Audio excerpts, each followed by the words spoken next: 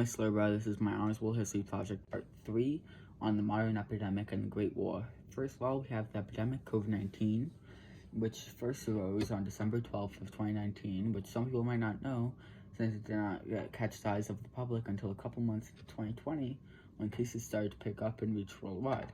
Soon, the world started to shut down, stores were being closed, people started losing their jobs and going homeless, and paychecks became scarce.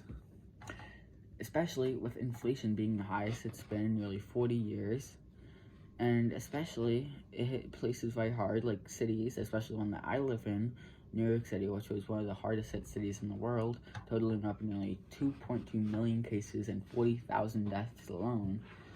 And worldwide, there have been 500 million cases and nearly 6 million deaths. These numbers might sound crazy, though, when compared to the pandemic from the early 19th century, the influenza pandemic, also known as the Spanish flu. This brought a similar amount of cases, coming in around 500 million, and brought deaths 50 million, being 10 times deadlier than COVID-19.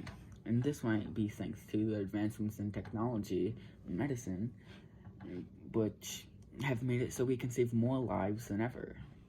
So these pandemics have just been impacting us less and less throughout the years. Next up, we have the Great War, World War I, which suffered less casualties, coming in at only 40 million, though half of these were deaths.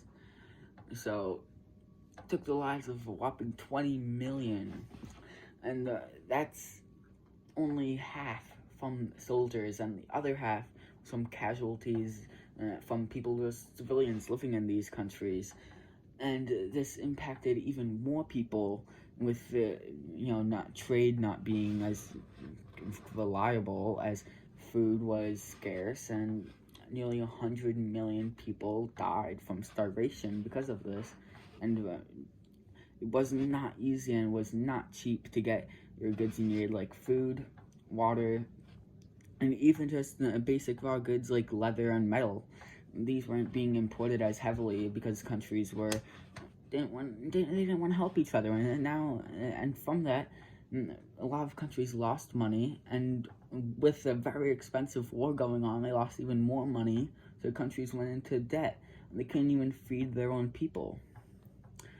But wars have calmed down since then, and now war deaths have been on a decline, and it seems like the world is becoming more peaceful, though now we have this war with Russia going on, and it's not looking too good. Now, how do these compare? What do they have in common? Well, first of all, the deaths. Very similar, but only in the death toll, though the casualties much higher. And the world shut down in two different ways, being 100 years older world, and now we're living in the modern world where we can order packages off our phone, we can get food, we can get pretty much anything we need, whether that be toilet paper or bananas, you can really get anything. And this has become a little bit more expensive than usual, though it does not compare to not having it at all, which was the case 100 years ago with the flu and with the Great War.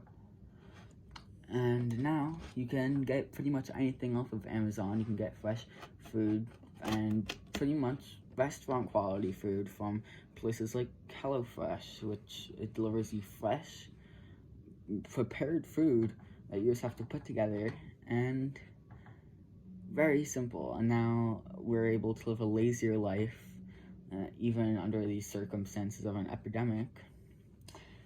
Now, it does just seem like we need to be lazier to live.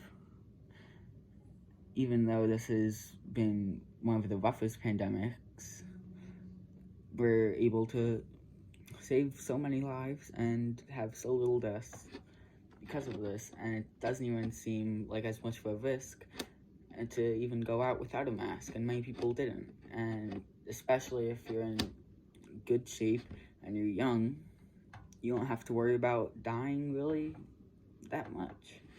And this was not the case 100 years ago. You couldn't do anything, and you still needed to go out and get everything you needed. So now we're really seeing the difference of this catastrophe happening in a modern world, where we just have to do less to survive. And this has been my Honors World History Project, Part 3. Hope you enjoyed, and I will see you soon.